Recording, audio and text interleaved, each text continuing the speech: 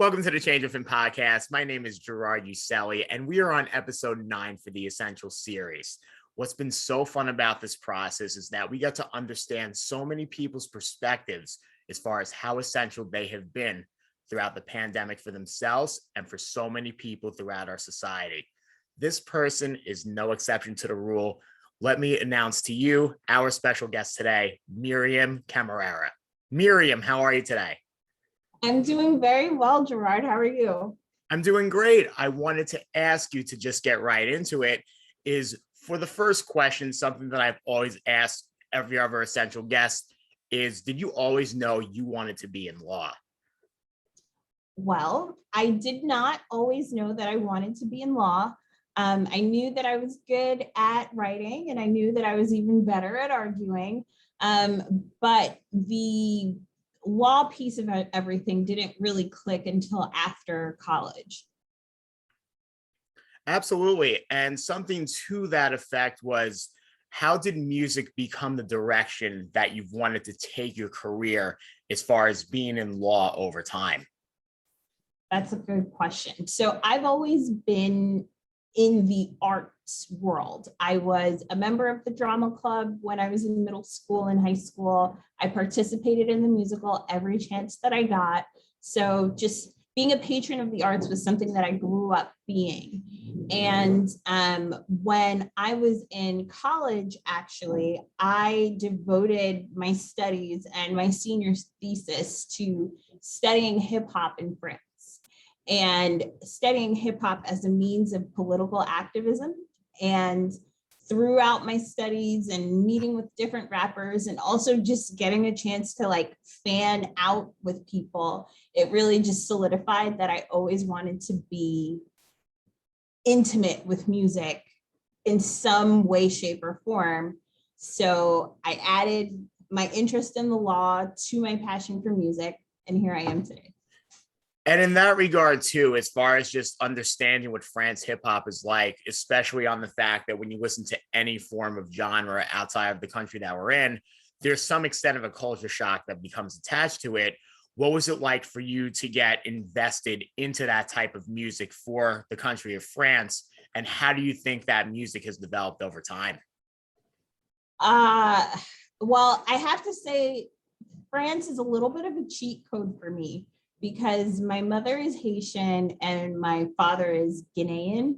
So I kind of grew up on the outskirts of French culture anyway. My parents speak French. My family speaks French. It's something that was kind of second nature to me, but still and yet going from Staten Island and immersing yourself in Paris, it was a culture shock. At the time, musically in the States, we were very melodic and we were into dance grooves. But and not to age myself, but I was spending time in France during the late 2000s while I was in college. So between 2007 and 2010. And so while we're doing this dirty South dance movement, they're still in heavy lyricists. They're still into the super ciphers. So it was a bit of a culture shock, but it was so exciting and magical. And I just loved it. Definitely. And to kind of translate that over time, especially that you've been working in the music industry and coercing the law aspects as well, what do you like most and least about what you do? Well, the best part of my day is listening to music. I get to hear things go from concepts to actual singles and products. I get to see people go from relatively unknown people on the block to Best New Artist Grammy nominees. So being a part of all phases of that development and transformation is the most exciting thing that I do, and something that I'm really grateful for. I would say what I like the least about what I do is the copious amounts of paperwork. At the end of the day, I'm still an attorney, and these contracts are still hundreds of pages long and need to be turned around super quickly, especially with the advent of social media, and especially during the pandemic, since people aren't going outside and hanging out with friends. They're doing a lot of, finding new things to be entertained with. People are always on their phone. So to keep up with consumers' appetites for new, fresh, and exciting things, I need to be that much faster in my drafting and in my reviewing and my negotiating. And it's a challenge. I'll say that much too. Something that I have as a follow-up to that, and I'm just curious as somebody, as an outsider looking in, what's it been like to kind of understand how sampling works in the realm of hip hop and having like that industry perspective as far as observing how samples can come about and how much money can really be in the sample aspects too? Well, it's a like a further evolving process, because when you think about it and you think about hip hop at its core is about repurposing. So whereas in 1979, in the early 80s, we were repurposing songs from the 50s and 60s, now in the 2000s, and also with the advent of social media, the fact that you're not only limited to maybe what the music that your mom knows, you know bits and pieces of everything. I have artists that want to sample Marilyn Manson records because they feel like that gets to them at their core. So it's really a beautiful thing to see how different kinds of people and different kind of genres can have an influence on hip hop today. But it's also an expensive process, which is why we work with the artist representatives of the songs that we're sampling and different clearance companies, just to get everything done in the fastest and most fair way. Fair enough on that. And I guess a more creative question for you is, do you have a personal favorite sample that you listen to kind of like derive the influence from? Well, because I have one. Oh, well, let me hear yours. All right, cool. So something for me that I've really enjoyed throughout time is for Capital Steez from Pro Error. He had a sample from the Ghetto Boys, At Night I Can't Sleep, I Toss and Turn, from like the instrumentation of it.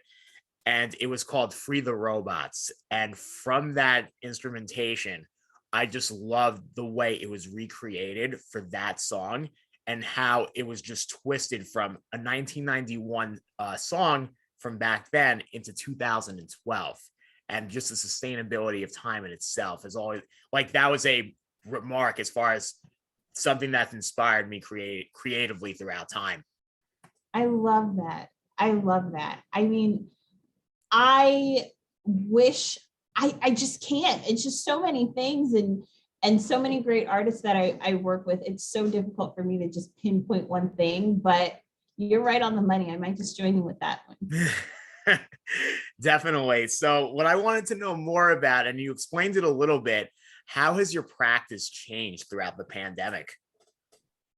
So throughout the pandemic, it's just been having to move at like light work pace. The advent of TikTok during the pandemic, that's how everyone tried to stave off boredom. And that's where a lot of new music stars are coming about. So just having to learn a new form of social media. I'm in my 30s, so yes, I have to actually learn how to use TikTok. It's not something that comes natural to me.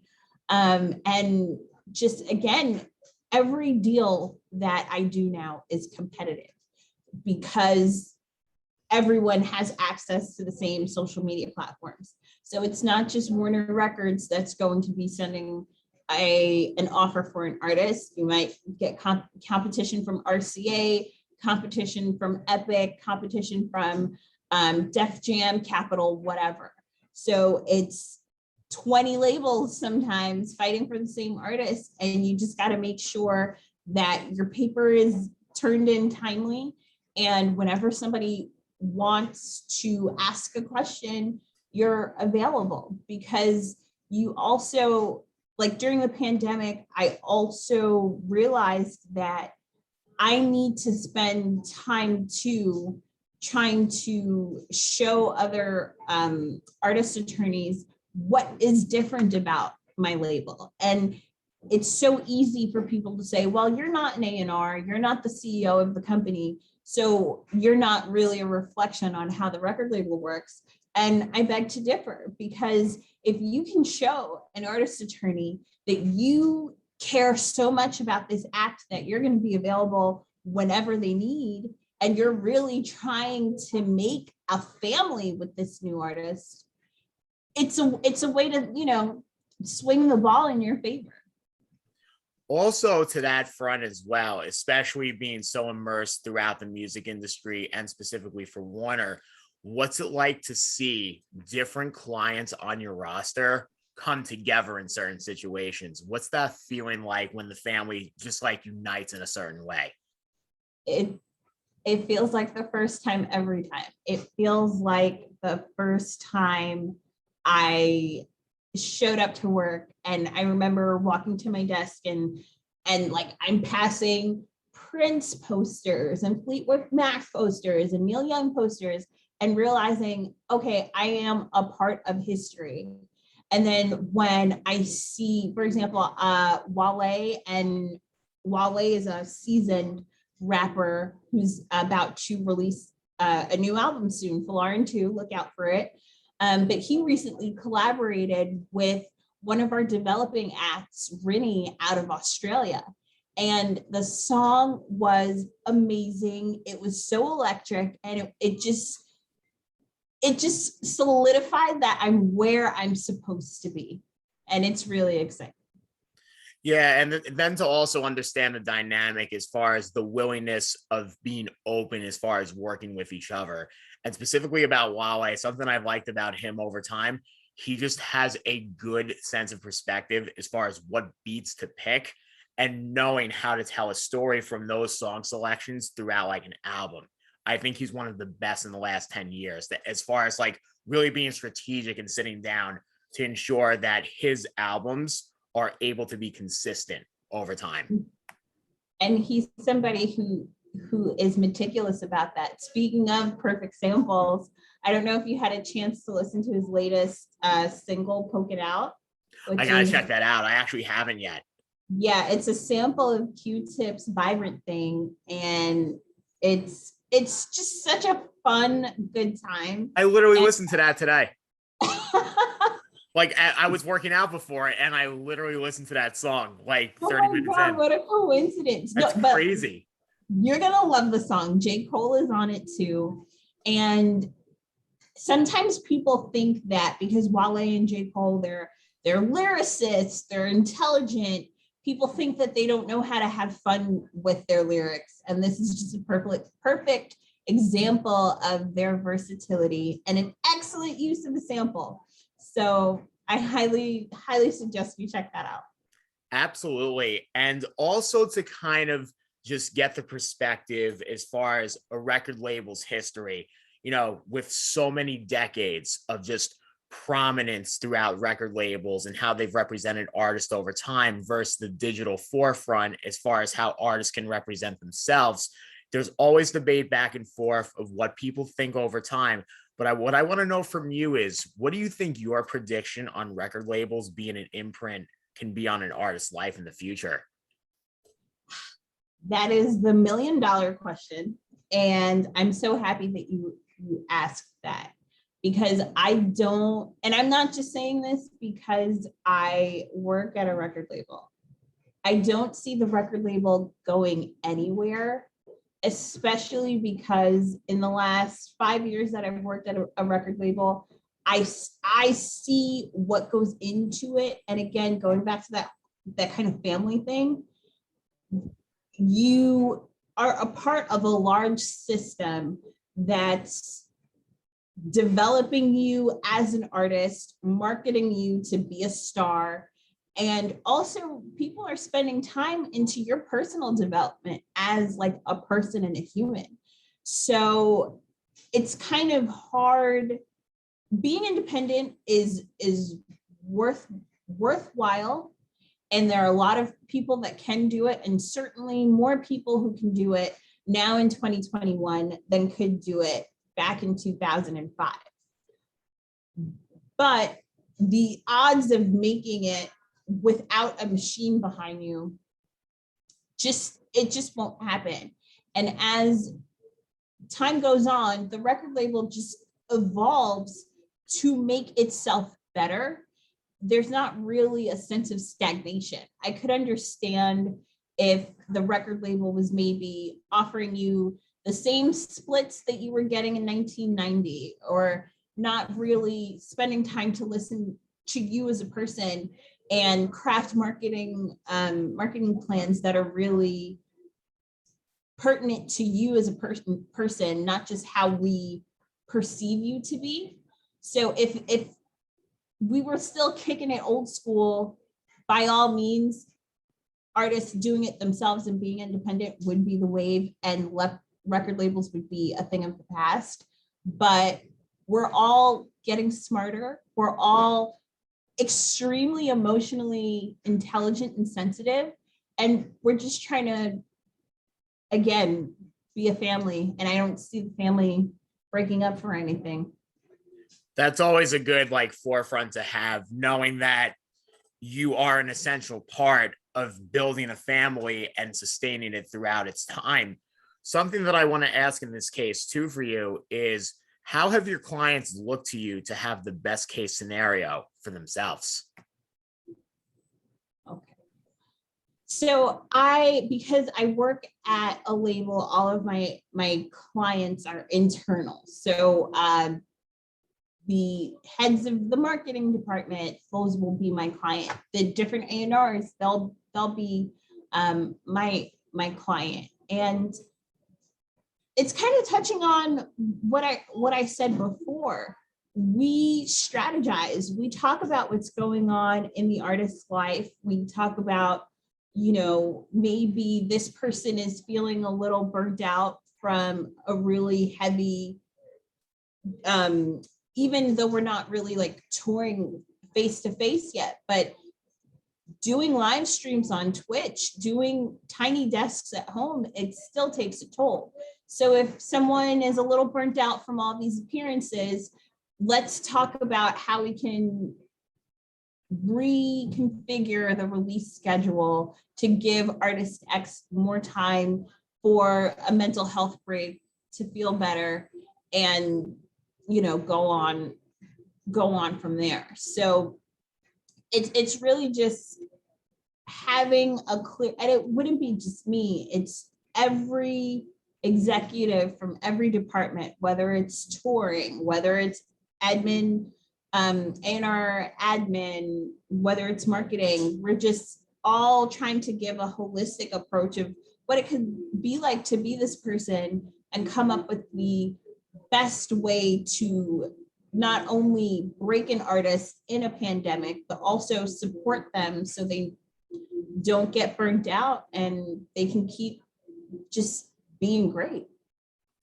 Definitely. And in this regard, as a final question to wrap up, now, as I've asked other guests of the Essential series, the same question, I do get very different responses based on the essence of their profession. So I want to hear it from your perspective. How can attorneys be more essential than they already are? That's a good question. I think attorneys can be more essential than they already are by being like better at listening and placing less emphasis on the counsel. It's true. We're counselors at law. People come to us because they want advice, and they come to us because they want us to solve their problems. But I think that being essential really means that you're connecting and getting to the heart of your client and the person on the other side. And the best advice and the best way to integrate yourself into that essentiality is being a good listener and being able to wholly ascertain where your client is coming from so you can get the best result. Absolutely. And I must say, this has been a very fun interview for us. And I want to say this as a conclusion for episode 9 of the Essential series. I feel like, as far as the essence of understanding a certain portion of how our society adapts and reacts, especially in a cultural basis, to get this light on something, especially from an attorney's point of view, has been something that I'm going to remember for a long time. So I must say, Miriam, this has been a lot of fun. And for those who want to check out the Change of Fin podcast, please do so at Anchor, Instagram, Facebook, and YouTube. Thank you so much and have a great rest of your day. Thank you for having me. Bye, everyone. Absolutely. Bye-bye.